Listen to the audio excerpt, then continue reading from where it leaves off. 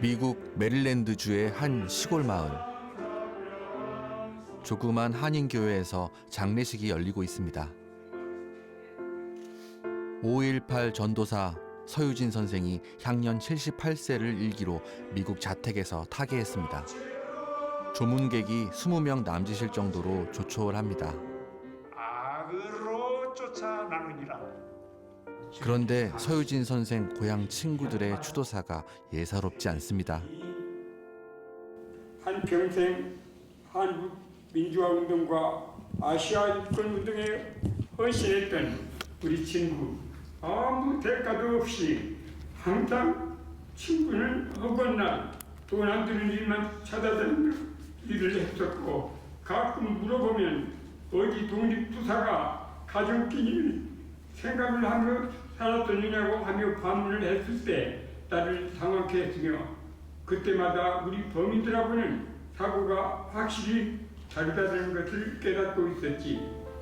한국의 민주화를 이야기하고 이런 차원을 넘어서 제가 본 형은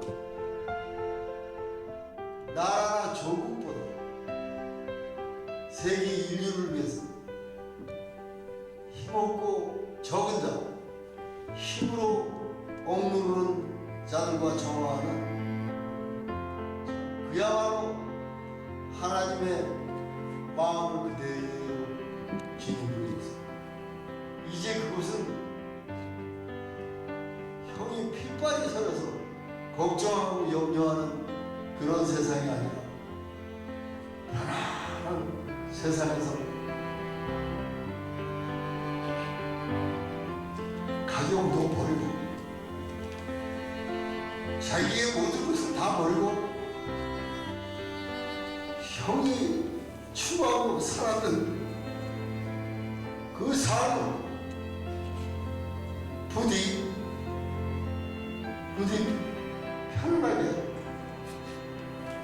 편안하게 누리시기 바랍니다. 형 사랑합니다.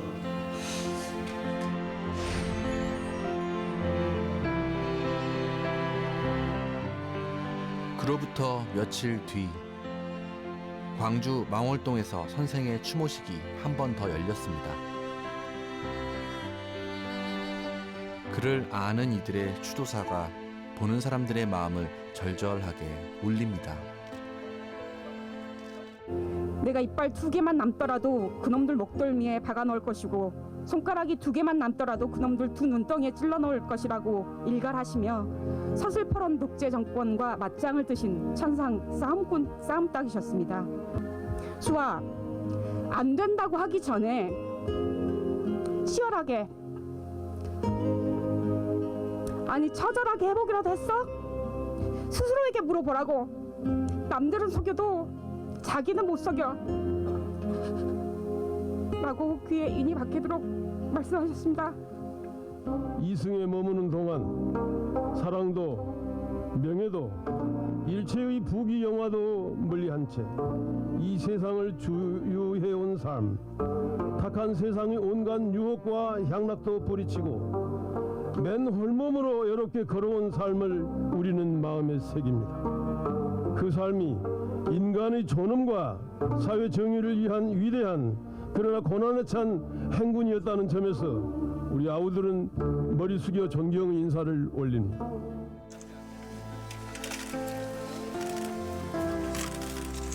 일신의 영달은 물론 일체의 평가나 보상, 인정이나 대가를 바라지 않았다는 한 사람의 생애.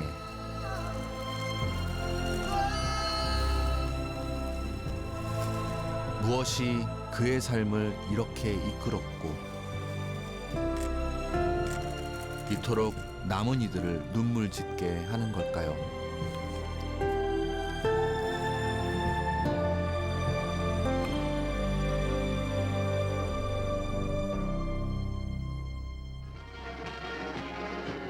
전두환 대통령은 김포 1981년 새해 벽두부터 전두환은 미국을 찾습니다.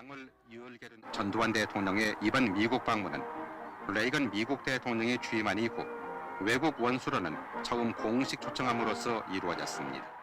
집권을 위해 저지른 끔찍한 학살로 광주 금남로의 핏자국은 여전히 선명했고 가족을 잃은 시민들은 찢어지는 고통에 신음하고 있었지만 강대국인 미국으로부터 하루라도 빨리 정식 권력자로 인정받고 싶어 했던 전두환의 행보엔 거침이 없었습니다. 본인은 이번 방문을 통하여 새로 취임한 레이건 대통령에게 한국 정부를 대표하고 국민을 대신하여 축하의 인사를 전하는 한편 당시 국내 언론들은 광주의 고통과 눈물 대신 온통 낯뜨거운 찬양 경쟁으로 전두환의 비위를 맞추는 데 급급했습니다. 하지만 워싱턴에서는 전두환 방문에 맞춘 재미 교포들의 대대적인 항의 시위가 벌어졌습니다. 전두환 대통령이 이제 워싱턴에 이제 방문을 하게 됐었어요. 그때 레이건 대통령 때죠.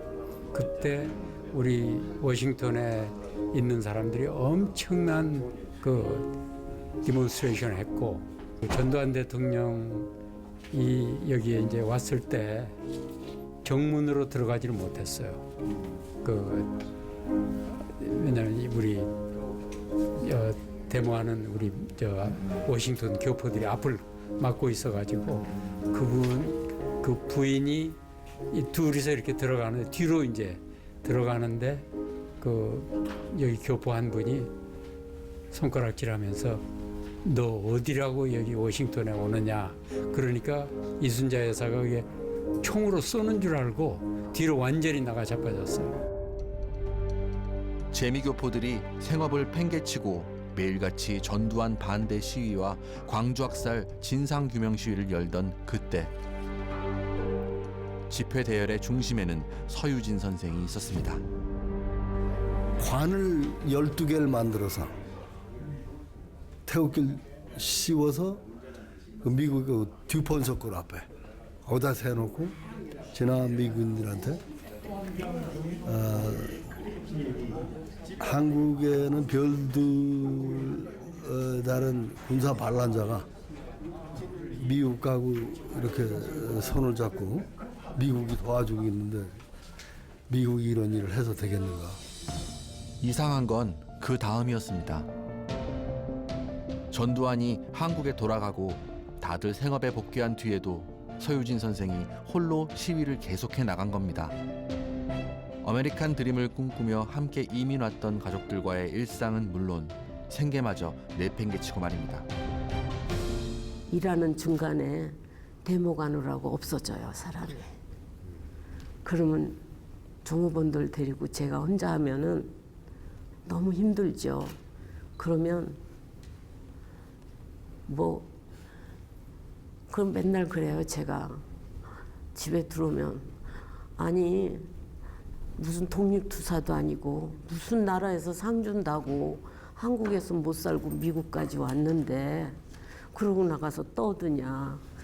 당신은 치국평천이 최고냐. 가와만서성 좀 하자. 나도 좀 살자. 1970년 미국으로 이민을 간 후 그가 몸담은 건 생업이 아니라 한국의 민주화 운동. 이민 22년 만인 1992년. 다시 한국으로 돌아온 그는 광주 전도사로서의 활동에 더욱 박차를 가합니다. 사실 그의 고향은 광주가 아닌 전북 완주. 하지만 그의 삶은 오로지 광주와 5월 영령들을 향해 있었습니다. 광주 시민연대 윤장현 대표와 함께 5.18 문제 해결에 본격적으로 나선 겁니다. 그리고 이 광주는 반드시 지킬 만한 가치가 있는 동네예요. 이런 동네가 없어요. 그리고 이 5.18은 내가 항상 이야기하지만은 세계 근대사에 민중 봉기가 광주만 있었던 게 아니야. 세계 도처에서 있었단 말이에요. 그런데 80년 5월 광주의 이 민중 봉기는 특이한 거예요. 세상에 그 와중에 하나의 대동세상으로 그 주먹밥을 나누면서 그걸 했다는 이거는요 전 세계 광주 같은 데가 없어요. 근데 이거를 광주 사람들 자체도 이걸 너무 강구하는 것 같더라고. 5.18 국민묘지가 세워지고 전두환 노태우를 법정에 세우는 등 광주의 과제가 어느 정도 진척된 다음 선생은 광주 정신의 세계화로 눈을 돌리기 시작했습니다. 민주주의 교과서라는 5.18을 들고 캄보디아와 동티모르 등 독재 정권에 핍박받는 민중들이 부르면 어디든 곧바로 달려갔습니다. 실종자 가족들을 모아 단체를 설립해주고 위령비를 세우면서 현지인들에게 광주의 경험을 들려주었습니다. 진짜 우는 사람이 많아. 그 탱크에다가 앞에서 돌멩이 던지고 있다. 그 다음 장면에는 시체들이 이렇게 쌓여 있고 말이에요. 그 홀딱 벗겨가지고서 그 계엄군들이 하는 그런 그 잔인한 장면들, 이런 장면들이 다 있어요. 그러니까 그런 것을 듣고 오늘의 한국이 어떤 와 있느냐 하는 것을 알려주면은 그렇게 이들한테는 그런 실감이 있을 수가 없어요. 아주 효율적인 그런 텍스트란 말이에요. 저 신발만 신고 그냥 거지 같은 노인이 하나가 나한테 와서 어떻게 하면 광주를 한번 갈 수 있느냐고 물어볼 정도로 말이에요. 그렇게 만들어놨어요. 살해 위협을 받으면서까지도 스리랑카 실종자 기념비 건립 사업을 추진해 현지인들을 감동시켰습니다. 그는 혼자였지만 아시아 민중들과 금세 친구가 되었습니다. And he has been with us in Sri Lanka, and he was instrumental in suggesting a memorial for the disappeared persons. That memorial is still there, and he will, he has the capacity of a person who can bring people together. It may be completely unknown person. He will be next day, saying Eugene, we're friends. He had that genuine touch that people recognize.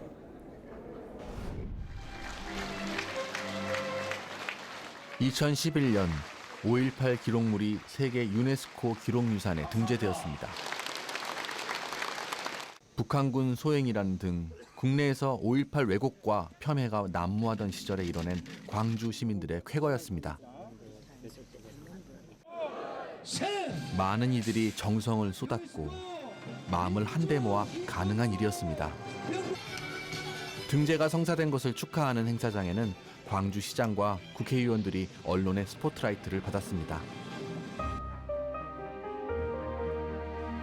그러나 이 모든 자료들을 세계 기록유산이 될 수 있도록 성사시킨 사람은 따로 있었습니다. 심사위원들을 일일이 만나고 5.18의 가치를 설명하며 설득한 사람, 바로 서유진 선생이었습니다. 광주 5.18 자료를 유네스코 유산으로 만들 때 큰 역할을 했던 태국의 왕자 아바콘 박사라든가 스리랑카 사람들, 인도 사람들, 이런 사람들 전부 직접 형님이 나를 데리고 다니면서 연결을 시켜줬어요. 유진이 형이 아니었더라면, 유진이 형이 만들어 놓은 광주 네트워크가 아니었더라면 전혀 꿈도 꿀 수 없는 그런 일을 그때 할 수 있었습니다. 그 무엇보다 주요했던 것은 아시아 인권운동에 힘썼던 서유진 선생의 실천운동. 그러한 노력들이 등재를 성사시킨 결정적 요인이었음을 실무자를 통해 확인할 수 있었습니다. 그러니까 그 아바콘 교수가 하는 중요한 이야기 중 하나가 세계사에 미친 영향이 없으면 그건 너희 나라 유산 하라 이거예요. 그 기록이 가지고 있는, 기록하고 있는 역사적 사건이 우리 인류 역사에 어떤 영향을 미치느냐. 그렇기 때문에 세계유산이다. 인류의 유산이다라는 거죠. 그걸 우리 광주가 이미 90년대부터 그 역할을 하셨고 그 중심에 서유진 선생님이 계셨다는 겁니다. 그래서 등재에 지대한 영향을 끼치셨다는 거죠. 기념비적인 성과였지만 행사장 어디에도 자신의 이름을 넣지 않았습니다. 성사시켰으면 그곳으로 만족할 뿐 운동의 성과나 명예를 챙기지 않았습니다. 광주 정신이 무엇인지 삶으로 증명했지만 서유진의 이름을 아는 이들은 광주에서도 극히 드뭅니다. 언제라도 떠날 수 있는 여행자처럼 수중에 가진 것도 없었고 뭔가를 누릴 생각도 하지 않았습니다. 우선 우리 마음을 가장 아프게 했던 것은 형님이 걸어오셨던 결핍과 고난 그리고 고독에 찬 삶에 관한 기억입니다. 돈은 떨어지고 하룻밤 잠들 곳 없어 공중전화 부스에서 때로는 어두운 뒷골목 처마 밑에서 추위에 떨며 밤을 지새워야 했던 일을 생각하면 슬픔보다도 더 아픈 부끄러움이 이 가슴을 칩니다. 운동의 대가 자체를 원하지 않았던 것입니다. 1997년 김대중 선생이 대통령에 당선된 후 지인들은 그에게 말했습니다. 김대중 선생 망명 시절 그의 곁에서 헌신했으니 이제는 편안한 자리 하나에 정착하면 어떻겠냐는 제안을 해본 것입니다. 후광 김대중 선생께서 대통령에 당선됐을 때 저하고 서교동 호텔의 커피숍에서 만났습니다. 그때 저 단둘이니까 뭐 얘기를 좀 자유롭게 나눌 수가 있죠. 그래서 용아, 너 이번에 좀 합류하면 어때? 하니까 용이가 하는 말이 너 난 몰라? 그러는 거예요. 그래서 내 잘 알지 임마. 그랬어요. 내 잘 알지 임마 한 것은 무슨 얘기냐면은 너는 생태적으로 무엇에 매여서 사는 걸 아주 싫어하는 자유인, 열정을 가진 자유인으로 살기를 소망한다는 걸 안다. 그 얘기입니다.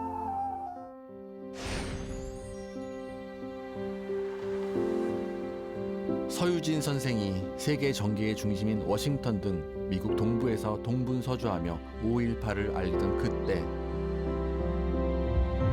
LA 등 미국 서부에서는 또 다른 전도사가 광주와 5.18을 알리고 있었습니다. 5.18이 터진 직후 광주를 탈출해 밀항선을 타고 미국으로 망명한 윤한봉 선생. 황석영 씨가 왔어. 황석영 씨가 와가지고 그 청년들을 무슨 마당극을 지도를 하고 있어요. 근데 황석영 씨가 이제 앞에 앉아가지고 소개를 하는 거예요. 그 뒤에 보니까 그 뭐 다 그 하는 말이지만 촌놈 같은 사람 한 사람 쭈그리고 앉아 있더라고. 이렇게 앉아가지고 이렇게 앉아 있어요. 그게 이제 윤한봉 선생이라. 전남대 재학 중 민청학년 사건으로 제적되고 민주화 운동을 펼쳤던 그는 군부에게는 현상금 5천만 원이 걸린 5.18의 수괴. 제야운동 세력에게는 민주화 운동의 구심점이었습니다. 도와주소서. 비록 오늘은 비랑자의 몸으로 이곳에 있지만 목숨을 담보할 수 없는 상황에서 조직을 보호하고 운동을 지키려는 동료, 선후배의 설득에 목숨을 건 밀항을 감행, 1981년 낯선 미국에 발을 내딛었습니다. 이때 윤한봉의 나이 34. 그는 교포운동을 통해 광주의 존엄을 지키겠다고 다짐합니다. 교포들이 가장 많이 살고 있는 미국 LA에서 민족학교라는 한인 시민단체를 조직해 소수민족의 권익을 찾고 광주 정신을 전파하는 데 온몸을 던졌습니다. 선생님이 그런 말씀하셨었어요. 그때 무슨 대회 때. 여러분들 지금 우리가 조국의 민주화와 뭐 이런 것들을 위해서 일을 하지만 이것이 다 해결되고 나면 그것이 해결됐다 그래서 우리의 운동 과제가 끝난 게 아니고 그 다음에 모든 다른 나라에도 눈을 돌려야 되고. 미국에 사는 한인들에게 광주 정신을 알리는 일, 이민자들의 권익을 지키는 일뿐 아니라 차별받는 소수민족 연대로까지 확장된 윤한봉의 활동 조직은 마당집이라는 이름으로 LA의 민족학교, 뉴욕의 민권센터, 시카고 등 미국 전역으로 커져 나갔습니다. 그중 뉴욕의 민권센터는 여러 소수민족과 이민자 권익 보호에 탁월한 성과를 내면서 뉴욕 한인사회는 물론 다른 소수민족들에게도 없어서는 안 될 존재로 성장해 나갑니다. 그때 저희들도 뉴욕에서 버스 한 9대 대절했어요. 저희 민권센터에서는 이 이민개혁을 우리 단체의 가장 중요한 핵심 아젠다로 설정하고 지금 거의 20여 년 동안 이 이슈를 해결하기 위해서 계속 노력을 해왔고, 그 노력의 일환으로서 2005년도에 저희가 대중모금 활동, 거리에 나가서 1인 1부를 활동, 1인 1부 모금 활동으로 통해서 이 돈을 마련해갖고 이 뉴욕타임스에 전면 광고를 실은 적이 있어요. 윤한봉의 시민운동은 미국에 그치지 않고 수천 킬로미터 떨어진 한반도 통일운동으로까지 확장됐습니다. 1988년과 89년 한반도 평화와 통일을 촉구하는 국제평화대행진과 문규현 신부, 임수경의 평양 방문. 기획자는 바로 윤한봉이었습니다. 그 평화행진, 대행진 그때 그 임수경하고 문신부하고 북에 갈 적에 사실 그게 윤한봉 선생이 다 뒤에서 다 한 거예요. 예. 그래가지고 여기 청년들이 다 갔잖아요. 미국 사회 전역에 광주 정신을 알리는 혁혁한 활동 성과에도 불구하고 광주로부터 살아남았다는 자책. 죽어간 동지들 생각에 그는 한시도 편하게 지내지 못합니다. 침대에서 자지 않고 잠을 잘 때도 허리띠를 풀지 않았으며 그 어떤 재산도 개인적으로 모으지 않았습니다. 내가 그냥 이렇게 편하게 살아서는 안 돼. 항시하네. 내가 형님 편하게 살면 안 됩니다. 미국에서. 나는 그거 아마 못 갚을 거다 하는 소리를 하면서 운동한 친구예요.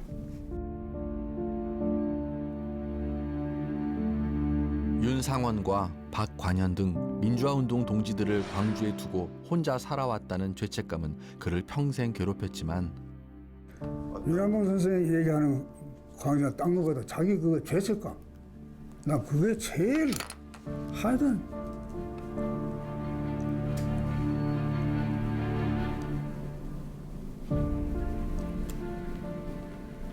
자기가 죽지 않고 살아왔다고요. 그 참 때문에 하는 걸 눈을 뜨고 볼 수 없어.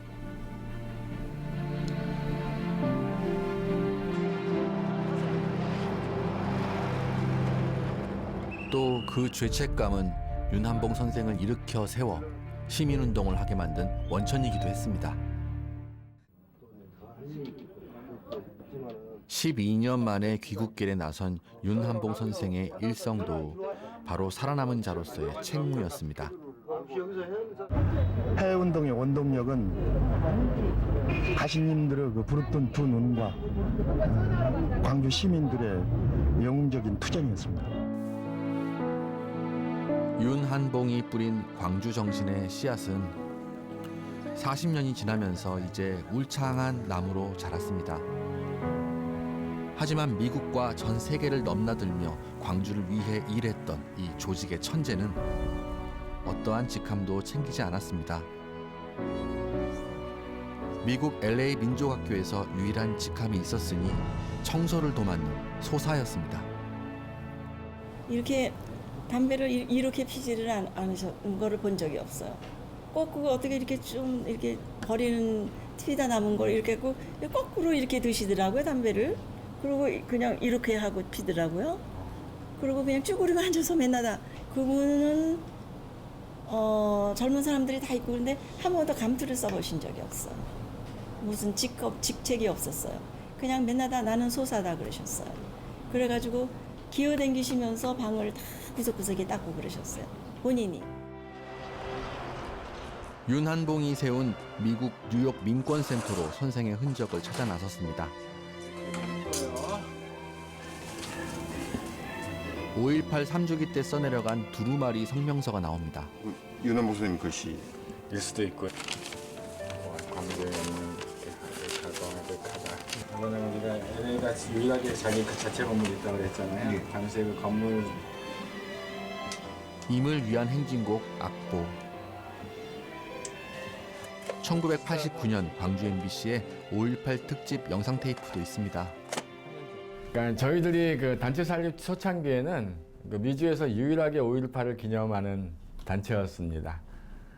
근데 그 당시만 하더라도 그 5.18 민중항쟁이 지금과 같은 위상을 확보하지 못하던 시절이었습니다. 여전히 군부 독재 하에 그 모국이 있었고, 또 진상규명이나 그런 것들이 거의 되지 않았던 그런 상태였습니다. 그렇기 때문에 저희는 단체 설립 초창기에 그 윤한보 선생님의 그 증언대회를 필두로 해서 그 5.18의 진상을 알리는 그 해외 동포들에게 5.18의 그서 발생한 문제나 또 5.18의 그 핵심을 알리는 그런 이제 활동에 처음에 치중을 했고요. 광주 시민들에게 보내기 위해 미국 전역의 재미 교포들로부터 한 푼 두 푼 성금을 모았습니다. 광주 순환자 돕기회 성금장부도 소중하게 간직돼 있습니다. 순환자 광주 순환자 돕기회. 그러니까 처음에는 이제 광주 지역의 여러 굉장히 큰 자료네요. 5.18 기록관이나 이런 데 들어가야 할 자료인 것 같은데. 큰 성과예요. 광주 순환자 돕기 모금회는 매년 3만 달러씩 5.18 유가족과 부상자들의 생활비와 치료비를 광주로 보냈습니다.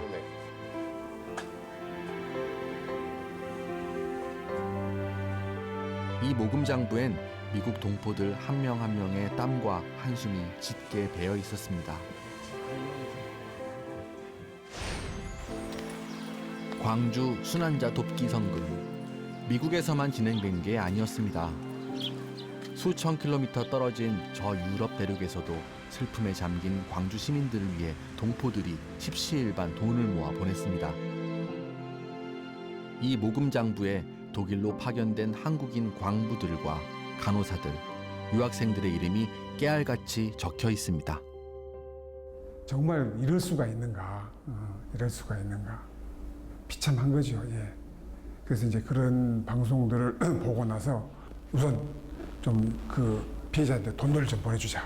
이제 매월 이제 송금을 하고 그러고 이제 그 독일에 알리고. 독일 교포들이 광주의 참상을 가장 먼저 생생하게 접할 수 있었던 것은 바로 언론 보도 때문이었습니다. 영화 택시 운전사의 주인공이기도 한 위르겐 힌츠페터 기자의 목숨을 건 취재물이 며칠 지나지 않아 독일 공영방송에 전파를 탄 것입니다. 가장 잔혹한 방법으로 저지른 사륙 현장에 모두가 할 말을 잃었습니다. 그 제일 방송에서 자기들이 프로그램을 이제 바꿔가지고는 1시간 동안 이제 한국의 갈림길 이렇게 제목을 그렇게 해서 보여줬을 때 저희들이 너무 아연질색을 했거든요. 막 광주에서 오신 분은 막 쓰러지고 막 그랬었어요. 너무 처참해서 정말 저렇게 같은 동족을 저렇게 사살할 수가 있는가. 광주가 진압된 지 사흘째인 80년 5월 30일. 독일 교포들은 거리로 뛰쳐나갔습니다. 그리고 고국에서 독재자가 시민들을 죽이고 있다며 통곡의 눈물을 흘리고 목이 쉬도록 외치며 광주를 5.18을 알렸습니다. 여기에 독일 시민들도 호응했습니다. 이미 힌츠페터 기자의 보도를 본 터라 공감했습니다. 5월 30일 날 저희들이 당시에 서베를린의 저 큰 거리에서 시위를 하게 됐어요. 독일 사람들이 그 방송을 본 독일 사람들 우리한테 와서 조문을 하고 너희 나라 사람이 그렇게 많이 죽어서 정말 조의를 표한다고. 그리고 그 당시에 뭐 찢어진 기폭 막 그런 것들이 막 해외로 나와가지고 그걸 읽으면서 막 정말 진짜로 울면서 이제 그렇게 저희들이 한 거예요. 예. 해마다 5월이 되면 독일 베를린에서는 5월 민중제가 열립니다. 2박 3일 동안 치르는 이 행사에 참여하기 위해 동포들이 유럽 전역에서 모입니다. 동지는 반대로 새날이 올 때까지 흘러가고 산소는 지난 40년 동안 한 차례도 걸은 적이 없습니다. 이 먼 나라의 교포들을 움직이게 한 것은 광주를 외면하고서는 마음 편히 살아갈 수 없다는 각성이었습니다. 그러니까 2박 3일이 얼마나 어려운데 우리가 지금 600km, 800km를 달려와야 됩니다. 국내 유가족들이나 영령들의 유가족들이 힘을 좀 얻었으면 좋겠어요. 광주는 광주에서만 하는 게 아니고 서울에서도 하고 독일에서도 하고 뉴욕에서도 하고 이렇게 이랬다는 데서 발포하면 부인합니까? 부모님 세대의 열정을 접한 유럽 동포 사회의 2세대, 3세대 그리고 유학생들까지도 이제 5월 민중제에 함께합니다. 저는 90년대 학교 초등학교 다녔는데 그때는 그런 걸 거짓말이다 이렇게 많이 사람들이 생각하고 보수적이었는데 지금 이미 많이 바뀌었잖아요. 그런 게 5월 민중제 행사 때문이 아닌가 싶어요.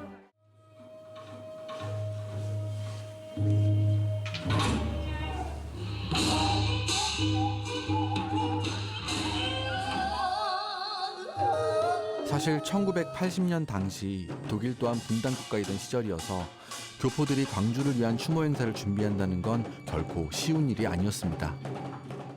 저는 협박도 그 당시 협박도 또 많이 받았어요. 그 행사를 막 하는데 본인이 이제 전화를 해서 이제 왜 이제 그런 광주 것들을 도와주느냐, 당신도 사투리 쓰는데. 광주 것들이라고 얘기하는 거예요? 예, 광주 왜 돈 벌어서 한국에 보내지, 왜 너도 경상도 사람 사투리 쓰는데 왜 광주 것들 도와주려고 그런 난리를 지기냐, 막 그렇게 협박 전화를 하더라고요. 예. 한때 광주에서 학창 시절을 보냈던 경계인 송두율 교수에게 5.18 40주년의 화두를 물었습니다. 한쪽에서는 기억을 살려서 뭘 다시 치유 과정까지 가고 싶어 하는데 다른 쪽은 기억보다는 망각 쪽을 태워서 잊혀지기를 바라고 또 잊혀지게끔 고개를 하고 진실을 이제 피해 나가고 이러다 보니까 우리가 그 기억 투쟁이라고 그러는데 기억을 단순히 각자가 머릿속에 담고 있다는 게 아니라 그 기억을 살리기 위해서 또 많은 노력을 해야 되고 그 노력이라는 것이 어떤 의미에서 이제 그 자기하고 싸움일 수도 있고 또 그것을 아까도 이야기했지만 망각을 부추기는 세력과에서 싸움일 수도 있고. 송두율 교수는 광주 항쟁과 관련한 세계적 연대운동의 역사에서 일본도 주목해야 한다고 말합니다. 물론 독일만 있는 것도 아니고 이제 제일 먼저 있었던 것이 역시 일본에 있는 동포들이 이제 그 소위 유신민단하고 결별해서 이제 아까도 이야기했지만 한민통이라는 김대중 선생이 납치되게 된 동기 또 사형선고까지 받은 동기가 역시 일본에서 망명할 때 소위 한민통하고 관계가 있지 않느냐 해서.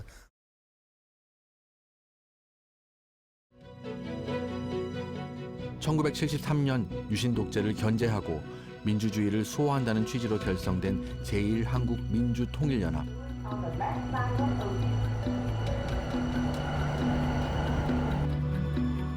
지금은 한통연으로 이름이 바뀐 옛 한민통 도쿄 사무실을 찾아 나섰습니다.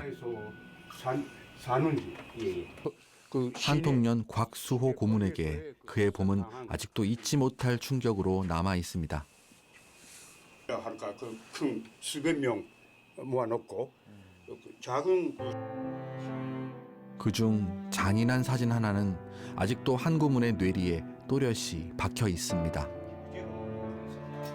여기에 어느 전년이 양속 뒤에 묶어놓고 바다에 엎드려 있는데 머리를 쳐놓고 조르사를 그 여기 메고 그 조르사 뒤 손목에 그 매는데 저 들고 있을 때는 괜찮지만 머리가 그러니까 힘이 떨어져서 머리가 내리면 자기가 목을 그 매는 식으로 되잖아요. 독일과 마찬가지로 일본 교포들이 광주 소식을 접하게 된 건 일본 공영방송 NHK를 통해서였습니다. 처참한 보도를 접한 한통련 회원들은 비통함을 누른 채 거리로 나와 시위를 했고 일본 전역에서 선전 활동을 펼칩니다. 어느 자동차 한 대를 준비해서 거기에 그 선전물을 넣고 마이크 스피커를 붙여서 제가 대장으로 캐러반대 대장으로서 어린 명이 그 차에 타서 히로시마까지 먼저 내려갔다가 히로시마, 오카야마, 효고, 오사카, 교토, 아이치, 가나가와, 도쿄 하루하루 올라오면서 도쿄에 올라오면서 지방에서 선정 활동과 밤에는 집회를 하고 특히 민족15라는 기관지를 통해 광주 소식을 적극적으로 알려나갔습니다. 광주에서의 상황이 미처 끝나기도 전인 1980년 5월 25일 민족15에는 한국의 어느 언론에서도 볼 수 없는 제1교포들의 주일 한국대사관 항의 집회 소식이 실렸습니다. 광주를 고립시키지 말라. 일본에서도 광주의 애국적 투쟁에 호응하여 한민통, 한청, 하나통 등 8단체가 집회 후 주일 한국대사관에서 항의 행동을 하고 있다. 양심적 일본인들이 5.18 비디오 자유광주를 만든 것처럼 제1교포들도 광주 비디오를 만들고 서로 돌려봤습니다. あまりにも痛ましい市民や学生たち。しかし光州は死なず、民族がその英知とエネルギーを結集しうる偉大な時代の子としての光州の市民、学生たち。 광주 시민을 학살하고 권좌에 오른 전두환 신군부가 1981년 1월 김대중에 대한 사형 선고까지 내리자 일본 시민사회까지 합세해서 김대중 구명운동을 펼쳤습니다. 그러니까 한국의 민주화운동에 대한 지원과 연대의 흐름을 만들어 나오다가 그게 이제 1980년에 특히 5월에 그 광주 5.18을 어떻게 보면 하나의 클라이막스적인 형태로 해서 5.18 당시 일본 시민단체의 회원이었던 후지모토 가주오 교수는 광주 항쟁을 보며 전율을 느꼈습니다. 5.18 2주기 때 일본인들이 5월 영령들을 추모하며 펴낸 시집 광주만이 빛나고 있었다를 아직도 소중히 간직하고 있습니다. 5.18 시를 낭독하는 후지모토 교수의 목소리가 떨립니다. トラックの荷台に鈴なりになった学生兵士たちの歓声がテレビのブラウン管を風のように走り抜ける。あの爽やかな瞳は、不敵な面構えは今でも健在だろうか。 와세다대학교 도시히로 호테이 교수도 광주항쟁을 접하고 인생이 바뀐 사람입니다. 해마다 와세다대학교 학생들을 이끌고 광주 순례를 온다는 도시히로 교수. 광주항쟁 당시 출판사 직원이었던 도시히로 교수는 부끄러움을 무릅쓰고 서명운동을 받으러 나섰던 기억이 생생합니다. 원래 저는 그 표면에 나타나는 싫어하는 사람이고 그런 거 부끄러운 사람이었으니 그때도 너무 주저해서 나가지 않았는데 이렇게 개인적인 걸 이야기할 때가 아니다 해서 갔습니다. 근데 거의 주마다 또 어떤 때는 그 평일날도 1시간 반 정도 데모를 하고 해상에서 데모의 구호 뭐였습니까? 김대중 씨를 석방해라. 또 죽이지 말라 그런 것이었습니다. 일본 동경대 마나베 유코 교수는 한국 민주화 운동을 주제로 한 논문으로 박사학위를 받은 특이한 이력을 지니고 있습니다. 한국의 열사들을 연구한 저서 열사의 탄생의 저자이기도 한 마나베 유코 교수는 한국 민주화 운동은 결국 광주로 수렴할 수밖에 없었다고 말합니다. 물론 아주 귀중한 아마 저에게는 뿌리라고 해도 괜찮죠 뭐. 예.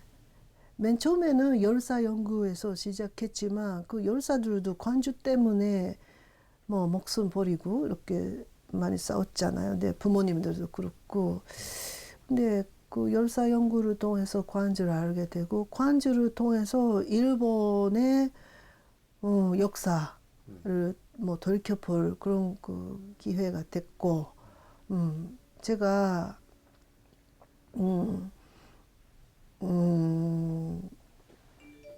새로 막 태어나는 그런 계기가 됐다고 그렇게 생각해요. 5.18 마지막 수배자 윤한봉 선생은 미국 망명 생활 12년 만인 1993년 그토록 밟고 싶던 광주 망월동을 찾아 5월 영령들 앞에 무릎을 꿇었습니다. 석재형 마음으로 살 겁니다. 왜 석재하죠? 같이 못 죽었습니다. 같이 못 죽었습니다. 미국에서도 광주 정신을 알리고 인권운동 조직을 만들고 뿌리내리게 해 조직운동의 천재라 불렸던 그는 귀국과 동시에 광주 정신을 이어갈 단체를 만듭니다. 5.18 기념재단과 들불 열사 기념사업회를 만들고 김남주 추모사업회를 결성했습니다.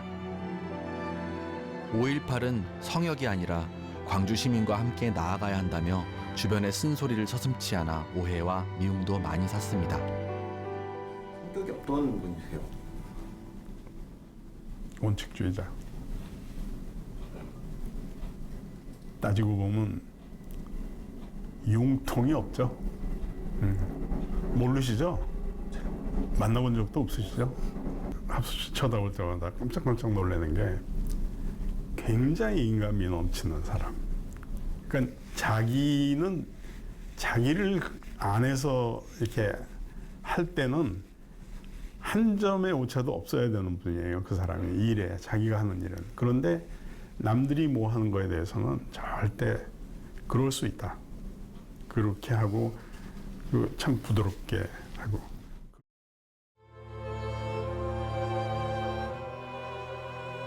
힘든 시절 버시었던 담배 때문이었을까? 윤한봉은 지난 2007년 지병인 폐기종으로 숨을 거둡니다. 윤상원과 박관현 등 먼저 간 동지들을 생각하면 느긋하게 지낼 수 없다며 항상 쪼그려 앉아 담배를 피웠던 윤한봉. 5.18 기념재단을 주도적으로 만들어 놓고도 죄인이 무슨 직함이냐며 끝내 자기 이름을 새기지 않았습니다. 재단이 창립되면은 아무 역할도 하지 않겠다라고 본인이 대외적으로 선언하고 그걸 실천했던 거다 이렇게 봐요. 그 말하자면 이 일이 좀 뭐 돈이 좀 생기고 명예가 생기면은 달라붙는 사람들이 많잖아요. 이런 부분들에 대해서 윤한봉은 또 그 어떤 애지적 판단을 했던 것 같아. 그래서 자기가 그 부분을 지키지 않으면 5.18 기념재단도 오히려 더 힘들어질 수도 있겠다. 이 판단도 더불어서 했지 않았겠냐. 저는 그렇게 봅니다. 그가 직접 작성한 5.18 기념재단의 창립 선언문을 다시 읽어봅니다. 5월은 명예가 아니고 멍해이며 채권이 아니고 채무입니다. 5월은 광주의 것도 아니고 구속자, 부상자, 유가족의 것도 아닙니다. 조국의 것이고 전체 시민과 민족의 것입니다.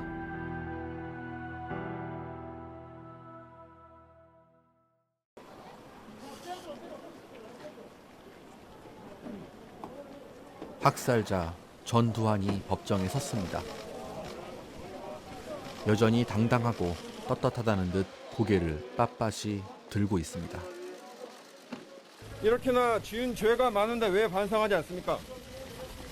수많은 사람들이 죽었는데 왜 책임지지 않습니까? 왜 책임지지 않습니까?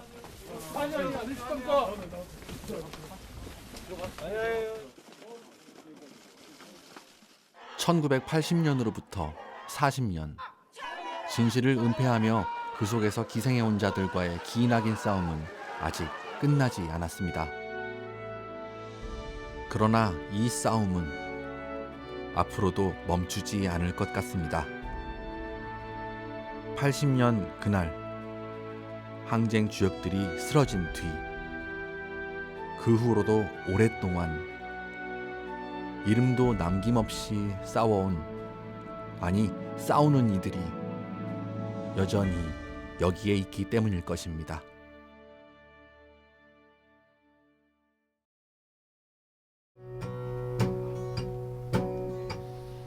사랑도 명예도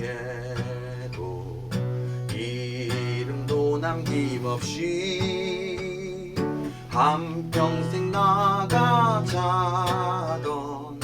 뜨거운 맹세.